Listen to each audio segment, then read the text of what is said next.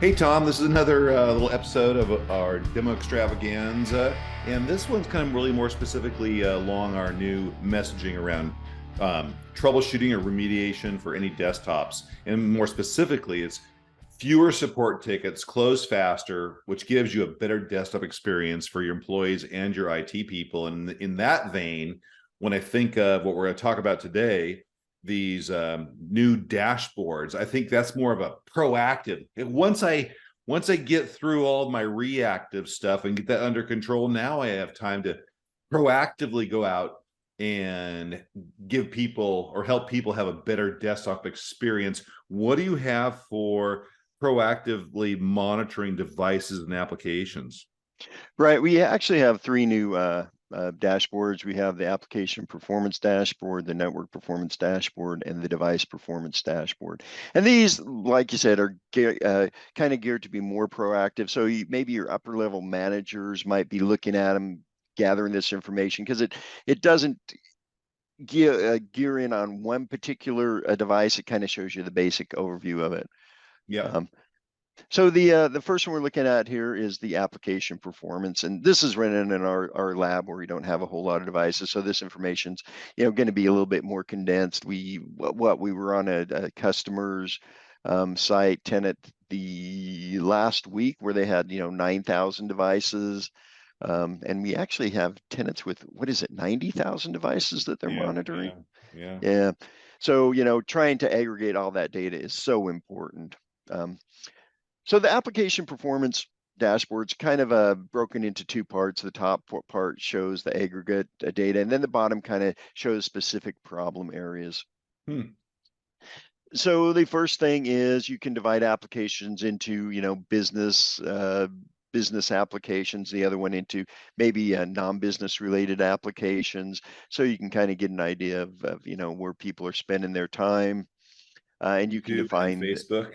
Yeah, yeah. So you can kind of, however, Facebook is business application, right? Yeah, I guess it Yeah, can be. yep. Um, and then where the CPU is spending all its time, where Oh, what applications, what processes are using all the time. And then we can dive down into unique foreground windows over time. So these are the ones that are actively being in the foreground. Being investigated. You know, being no big used. surprise here. Chrome is number one. Slack. Doing a lot of Yeah. Zoom meetings as well. So again, this lets the upper level managers know, hey, this is the applications that they're using. These are the ones we want to support, or optimize. And then we can Interesting. oh, go ahead. Interesting. Yep. Yep. And then we can go ahead and get, key application insights. Which ones are kind of having problems? Which applications are CPU hogs? Which ones are memory hogs? And probably most important, which ones are crashing? And if Right. we go ahead and click that, we can see that, this application remote desktop is crashing a lot. And also this Dell Tech Hub is crashing a lot. You know, I like also like this versus average launch time. This gives me almost kind of an internal benchmark. So if I have a machine that's way longer than 1 second, all my other machine, my average machines, it's 1 second, but maybe I have one machine or one application or something like is way past that. I kind of have an internal benchmark of what I should be shooting for. It's kind of cool. Yeah, absolutely. And this one, it's a little bit hard to understand this Yeah. applications by frustration. Not real intuitive, but once you see it and understand it, it is the most powerful widget we have on this table. So with the red, I'm guessing upper right is bad. Yep, and Lower it's that. left is good. Yep, yep. Okay. So upper right, and by the way, we do have these nice little help icons to help you remember all this. Um, so Oh, the okay. upper right. Rarely use and rarely cause issues down to often use and often causing issues. Your top priority. Okay, that's great. So can you hoover onto one of those buttons? Oh yeah. And it's surprise, Google surprise. Chrome, huh? Yeah, yeah. Maybe they should move to Edge. As the Microsoft What's right in the and middle? What's right in the middle? What does it that even mean in the middle there? it means Explorer. Windows Okay. Explorer. Yeah. And so this is a real powerful tool, lets you key in on the applications that are using and giving your users frustration. And then down at the bottom, you can see the processes with the most crashes and the devices with the most crashes. So there you can dive in a little bit deeper and investigate them. So that Interesting. is the applications. Let's Okay. take a look at another one, the networking. Networking has become is so integral in today's environment, right? Oh, Whether you're working remotely like we are or in the office, it always seems to cause problems. well, this is pretty Um, cool.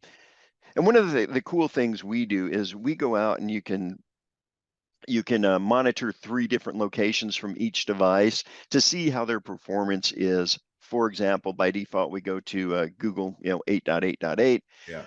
dot 8. There you But you go. might, did I get the 4 there? Yeah. Um, but say you use Salesforce, you can also set that as one of your locations, and then what have you. So it goes out and collects metrics and sees the latency to those 3 places. Um, yeah, this one's divided into 4 different sections. Yeah, again, I Uh, see like my key network insights. I kind of have this, I can use kind of as a benchmark of, average wireless network latency. So my average is 169. So if I have a device that's higher than that or lower than that, I think I can see what my average is, right? So yep, that's kind of, so I'm still thinking that that lower level, tier one support person, can also use this as well as the management. yep, absolutely. And you can click it and say, Oh, oh wait, that's CPU. Sorry, the Wi-Fi here is shows the adapter time and the score on it. So they can click into it and gain more information about it. how cool is that? Yep, yep. And then down below it shows. Oh, up top here it shows how many people are using Wi-Fi versus wired, latency Yeah, by whether they're wired or wireless, and the latency, of course, on wired is going to be a little bit higher.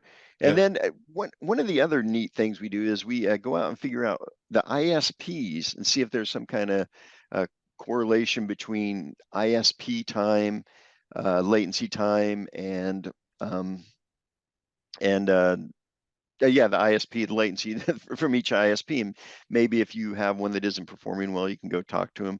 Or, for example, this Shaw Communications, I think that is for a 5G network, and so of course the latency is going to be a little bit longer on that. Sure. So that's cool. And the last one is device performance.